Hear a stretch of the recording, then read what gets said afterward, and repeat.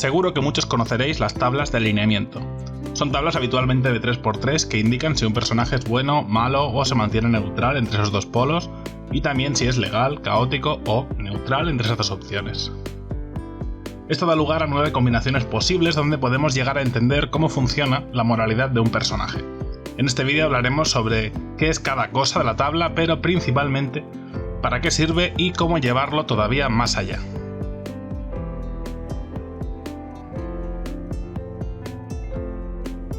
En primer lugar, tenemos que tener claro qué es cada zona de la tabla. Primero, la línea de bueno, neutral y malo. No todo el mundo tendrá la misma percepción de lo que es ser bueno o ser malo. Para algunas personas el bueno es alguien heroico y el malo alguien cruel. Para otros el bueno es generoso, más desprendido, y el malo se define por el egoísmo. Aunque ahí tendríamos que entrar en el problema de ética o en definir qué es el egoísmo realmente. Por lo general el bueno sería el que le interesa hacer el bien o se considera buena persona, ya sea en términos tan generales como no querer hacer daño a inocentes, como en términos que entrarán en la moral de cada uno, como si es altruista o si sus acciones son consecuentes con su forma de pensar. Una vez definido qué es ser bueno y qué es ser malo, cosa que puede dar para tema de vídeo aparte, el neutral es el que no se define, el que no tiende ni hacia un lado ni hacia el otro. Y con respecto a la zona del legal y del caótico, por lo general el legal se rige por normas, por leyes, códigos, orden, y el caótico por la libertad, el caos, el desorden o cosas como el fin justifica los medios. Por lo tanto, el bueno legal será el bueno que sigue las normas y que tiene un código moral fuerte. El bueno caótico será el bueno que sigue sus propias convicciones de forma libre, caótica, a veces destructiva, por lo menos si quiere conseguir algo que considera justo, ya que siempre que esto pase lo hará pasando por encima de quien sea. O simplemente disfrutará del desorden y de la libertad sin perder de vista una moral buena.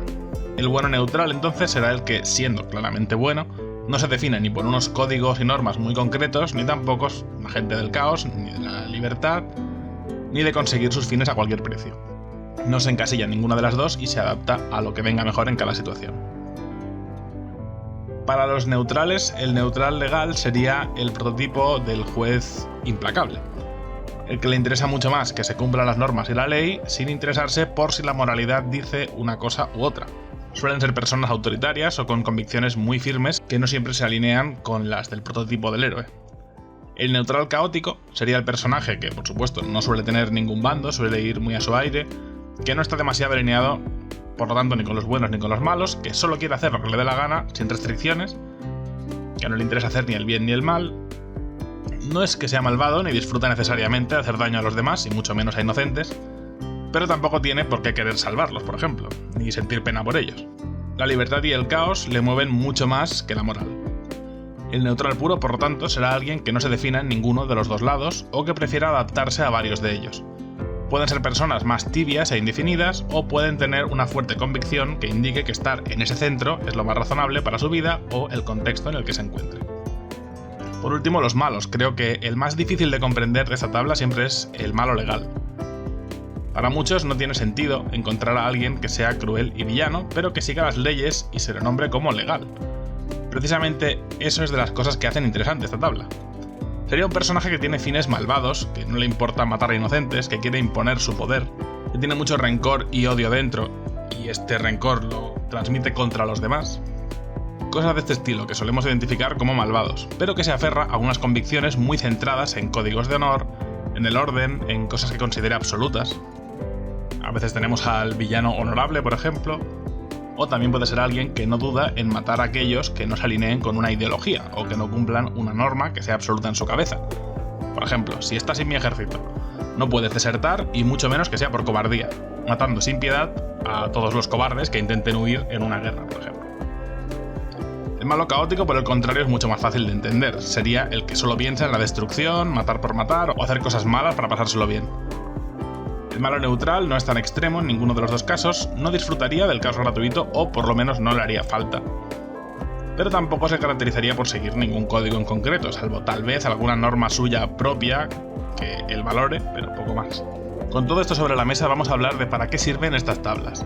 Si simplemente consumes historias, pueden servir para divertirte poniendo personajes en cada casilla, buscando en Google el alineamiento del grupo de personajes de la obra que te interese o poniendo a gente de tu entorno en cada lugar. Puede ser un buen momento para criticar a ese profesor malvado y autoritario. pero si escribes tiene bastantes usos muy a tener en cuenta. En primer lugar, puede valer para definir el viaje de un personaje. Si a lo largo de la historia este empieza en una casilla, pero termina en otra, con esto puedes planificar por qué recorrido pasará, intentando que pase por casillas que estén juntas para que no sea un cambio muy abrupto y todo se vaya justificando poco a poco. En segundo lugar, sirve para dar matices que van más allá de héroes y villanos. Si solo entendemos al bueno y al malo, estamos muy limitados. Con esta tabla tenemos hasta 9 posibilidades para garantizar que nuestro plantel de personajes es más interesante que eso. En tercer lugar, para asegurarte de que tus personajes tienen alineamientos diferentes entre sí y no termines poniendo a todos los personajes en las mismas 3 o 4 casillas. Con eso te aseguras de diferenciarlos más. Y en cuarto lugar, y este es mi punto favorito, sirve para plantear conflictos que se salgan del estereotipo del bien contra el mal. El bien contra el mal es algo que funciona, pero que está tan visto que siempre es bueno intentar hacer otra cosa. Con esta tabla es más fácil plantear conflictos de intereses entre gente más neutral que busca cosas que simplemente están enfrentadas, pero que no es que uno sea realmente mejor que el otro. O, por ejemplo, en lugar de plantear una batalla entre dos bandos como buenos contra malos, hacer una que se enfoque en legales contra caóticos. Incluso aunque cada bando tenga a buenos y malos en su equipo, poniendo en el centro del conflicto cosas como la libertad, el caos, las normas totalitarias, qué es la idea de justicia, qué es más justo, si seguir esas normas aunque sean cuestionables o si tener la libertad de que cada uno haga lo que quiera. Sin embargo, creo que especialmente para las obras que requieren a bastantes personajes, la tabla de 3×3 se queda también limitada, y terminamos pensando en los personajes en términos demasiado extremos. Por eso en este vídeo también quiero hablar de la tabla de 5×5. Debo decir que yo uso o bien esta o bien algunas variantes de 4×4, 6×6 o 7×7 según la necesidad de la obra. De esas en todo caso hablaremos en un siguiente vídeo.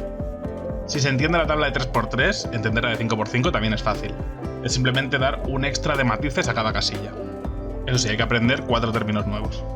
En la línea del bueno y el malo tenemos el siguiente orden: bueno, moral, neutral, impuro y malo. Y en el eje del legal y caótico tenemos legal, social, neutral, rebelde y caótico. De esta forma el moral sería alguien que tiende al bien, que no tiene pensamientos de alguien malvado, pero tampoco se considera heroico, no tiene la bondad como su principal característica, aunque sea más bueno que malo. A veces estas personas son buenas por pragmatismo, porque saben que ser bueno es más fácil en la sociedad. Pero esto, como siempre, dependerá mucho de qué entiendas por ser bueno o por ser malo.